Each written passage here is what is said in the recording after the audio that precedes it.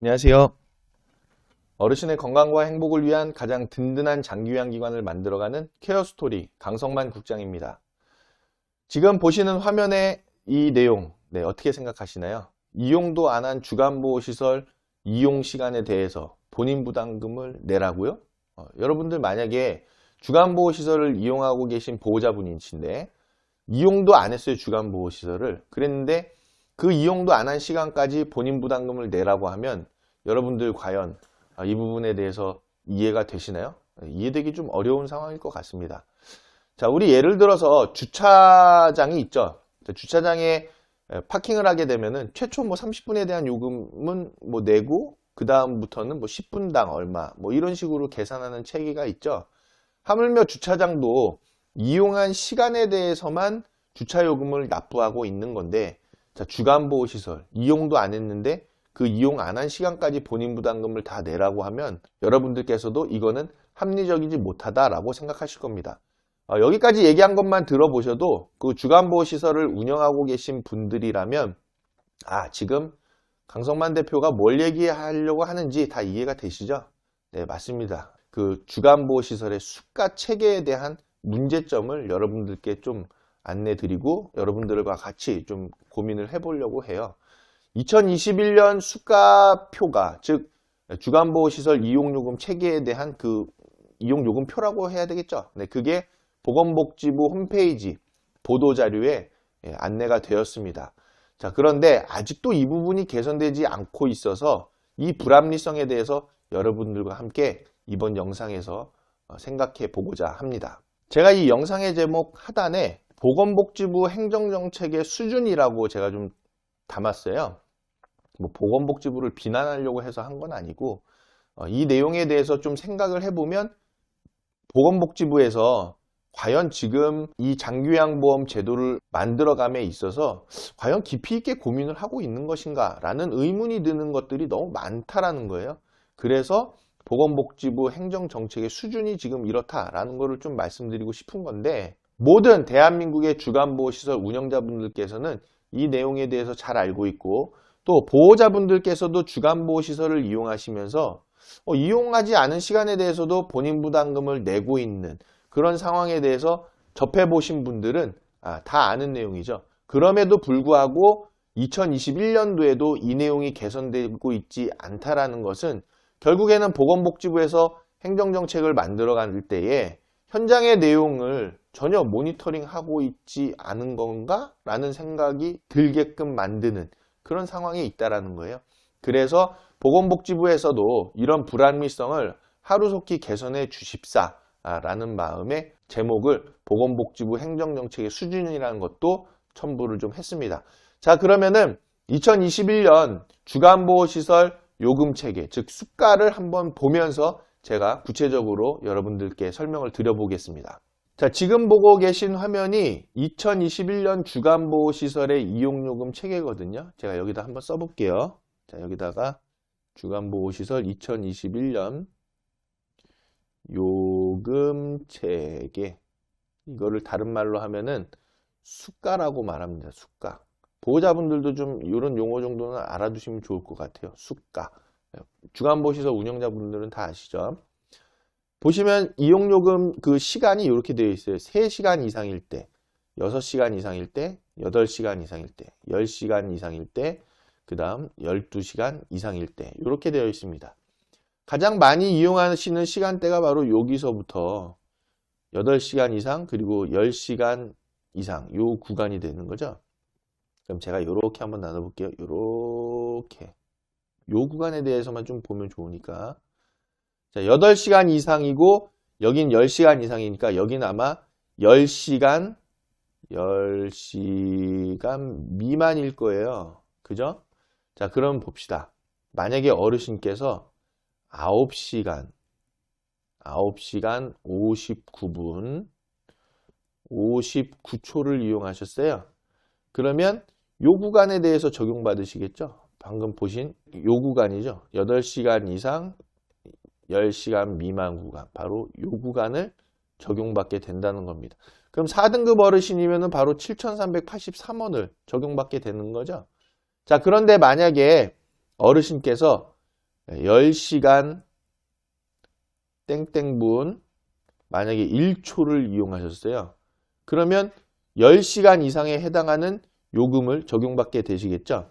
즉 여기서부터 여기 구간에 해당하는 내용일 겁니다. 여기 밑에네요. 여기 구간에 해당하는 요금을 적용받게 되죠. 즉 4등급 어르신이면 8,156원을 내게 되는 상황입니다. 자, 그럼 생각해 보면 10시간 1초 이용했는데 1초 너무 이제 제가 극단적으로 말씀드리는 거예요. 1초 이용했는데 나는 8,156원을 내는 거예요. 그러면 지금 밑에 보면 12시간 이상이잖아요. 여기서는 12시간 미만이 될 거거든요. 그럼 한 11시간이나 11시간 뭐 한 40분, 50분 이렇게 이용을 해서 8,156원을 낸다고 하면 이해가 되는데 10시간 1초 이용했다고 8,156원 낸다는 게 좀 불합리해 보이죠? 7,383원과 8,156원은 한 700원, 800원 정도 차이가 나는 금액이에요. 그럼 한 달에 예를 들어 뭐 그냥 적게 잡아서 700원이더라. 그럼 700원 곱하기 20일을 이용했다. 그러면은 14,000원 정도 되겠죠? 27에 14? 네, 14,000원 맞습니다. 그럼 14,000원에 대한 부분을 더 납부하고 계시는 거죠. 한 달에. 그럼 만약에 이거를 1년으로 계산하고 한다고 하면은 12개월 곱해 주시면 되겠죠? 그러면 만약에 이게 또 3년이라고 하면은 여기다가 곱하기 3년 해주시면 되겠죠. 그러면 한 50만 원 가까이도 되는 금액이 될 수 있을 거예요. 하루로 봤을 때는 700원이란 돈 그렇게 크지는 않아요. 그런데 이게 한 달로 봤을 때는 14,000원, 2년, 3년으로 보면 몇십만 원까지 되는 그런 상황이 되는 거죠. 그래서 보호자분 입장에서는 이용하지도 않은 시간에 대해서 돈을 본인 부담금을 내는 그런 상황이 될 수 있습니다. 자, 예를 들어서 주간보호시설에서요. 흔히 어르신들을 8시에 만약에 8시에 어르신 댁에서 댁이라고 써드려야 되겠다. 댁에서 차량을 탑승을 합니다. 차량 탑승. 자, 탑승해서 쭉 이제 시설에 도착해서 시설을 다 이용했어요. 그렇게 해서 18시 땡땡분에 어르신 댁에서 하차를 했습니다. 자, 그러면 이게 10시간이죠, 딱. 10시간이기 때문에 4등급 어르신이라고 하면 8,156원을 적용을 받을 거예요. 그런데 만약에 집에서 댁에서 하차하시는 시간을 17시 59분에 도착하셨다고 해봐요. 그러면 요 1분 때문에 10시간 미만에 해당하는 금액을 적용받게 되는 거죠. 7,383원입니다. 그러면 보호자분 입장에서도 8시부터 17시 59분까지 결국 8시간 이상 10시간 미만으로 꽉 채워서 시설을 이용했기 때문에 7,383원에 대한 본인 부담금 내시는 것은 불합리하지 않다고 보실 거예요. 근데 1분 차이로 또는 10분 차이로 10시간을 적용받아서 8,156원을 납부해야 한다고 하면은 당연히 불합리하게 느껴지죠. 이 내용이. 물론 700원 큰 돈은 아니겠지만 전국적으로 생각하면은 700원이 다 모이면 아마 상당한 금액이 될 상황입니다. 자, 그러면 이번엔 장기요양 기관 입장에서 볼게요. 장기요양 기관에서는 그럼 좋은 거 아니냐. 왜냐하면 10분 정도 진짜 1분 정도 서비스를 더 제공을 하면서 10분 정도 더 서비스를 제공하면서 10시간 이상으로 비용을 적용받게 되면 한 2시간 정도 서비스도 제공하지 않았지만 그 위에 단계의 요금을 적용받아서 본인 부담금도 더 받고 그리고 공단 부담금도 더 받게 되는 상황 아니겠냐. 그래서 장기요양기관에는 좋은 내용 아니겠냐라고 말씀하실 수 있어요. 네, 그런데 그게 좋은 내용이 아니라 장기요양기관의 피해를 양산하는 요금 체계가 되어져 있다라는 거예요. 자, 무슨 얘기냐면은 장기요양기관에서는 어르신을 8시에 만약에 탑승을 이제 해드려요. 그리고 시설에서 모셔다 드릴 때에 자 8시 10분 정도에 도착하시게끔 갑니다. 댁에서 이제 하차하시는 거죠. 그러면 안전하게 10분 정도는 확보가 되어 있으니까 10시간 이상으로 적용을 받으실 거 아니에요. 8시부터 18시 10분이니까 10시간 10분이니까 결국엔 10시간 이상으로 적용받을 거 아니에요. 근데 그날따라 도로가 또 잘 뚫렸어요. 또 다른 분 내려드려야 되는데 그분 내려드리지 못하고 그냥 바로 다음 분을 내려드려서 댁에 도착하신 시간을 보니까 18시 10분이 아니라 17시 만약에 55분이었어요. 자, 그러면 정확하게 엄밀하게 보면 8시에 탑승하셔서 17시 55분에 내렸으니까 이 금액을 적용받아야 되는 거죠. 4등급 어르신이면 7,383원을 적용받아야 되는 거죠. 그런데 주간보호시설에서 어르신에 대한 서비스 일정을 이미 다 계획을 해놓고 어르신께 서비스를 제공하고 있기 때문에 기관에서는 10시간 이상에 맞춰서 서비스를 제공하는 쪽으로 다 계획을 잡아놓은 겁니다. 그래서 어르신 도착하는 시간이 17시 55분이든 18시 5분이든 그거에 상관없이 18시 5분으로 수가를 청구하게끔 보호자분들께 요금을 청구하게끔 그렇게 가고 있는데 5분 일찍 도착한 부분이 발생을 해서 만약에 10시간 이상으로 돈이 청구가 되어진다라고 하면은 그러면은 장기양기관에서도 나중에 이 금액에 대한 부분을 건강보험공단으로부터 환수받을 수도 있어요. 그럼 이미 돈 받아서 운영비에 다 썼는데 서비스 제공 다 해드렸는데 나중 가서 받은 돈에 대해서 환수를 당한다고 하면 운영에 대한 부담이 커질 수밖에 없고 그리고 그런 기록들이 시설에서 무슨 마치 편법으로 돈을 받고자 꼼수를 쓴 것 마냥 만들어지는, 보여지는 그런 상황이 되어버리는 거죠. 결국에는 피해는 보건복지부에서 요금 체계를 현장 상황을 고려하지 않고 만든 이 내용 때문에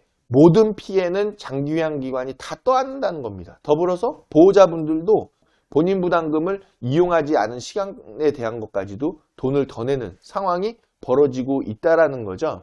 더군다나 주간보호시설에서 20분, 30분 이렇게 되는 어르신들에 대한 모든 송영 시간에 대한 기록을 계속 몇 시간 이상, 몇 시간 미만 그거에 맞춰서 만약에 도착을 했어요. 좀 5분 일찍 도착했어요. 그러면 어르신 차에 좀 잠깐 계세요. 5분 시간 흘린 다음에 자 18시 15분이 됐으니까 내리세요. 이렇게 할 수는 없는 거잖아요. 현장 상황을 전혀 파악을 하지 못하고 주간보호시설에 대한 수가 체계, 요금 체계를 만들어 놓은 복지부에는 좀 상당히 문제가 있는 그런 내용인 거죠. 이런 내용으로 지금 오랫동안 주간보호시설이 운영되어져 왔습니다. 그러면 보호자, 저는 솔직히 그 장기요양기관 보호자 단체가 있다고 하면요.